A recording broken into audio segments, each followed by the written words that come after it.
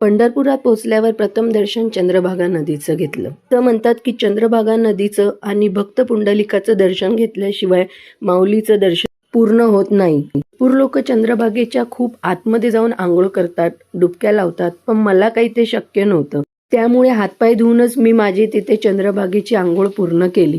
माझी मैत्रीण मला खूप सांगत होती की अजून थोडी आत जा, पण मला खूप भीती वाटत होती पाण्याच्या आत जायला. त्याच्यामुळे मी अगदी काठावरच जाऊन उभी राहिली होती. मागे तुम्ही बघू शकता लोक किती आत गेल्या आहेत. त्या आजीबाई किती म्हाताऱ्या आहेत तरी त्या एवढ्या आत गेल्या होत्या, पण माझी काही डेअरिंग शेवटपर्यंत झाली नाही. शेवटी मी नदीच्या बाहेर आली.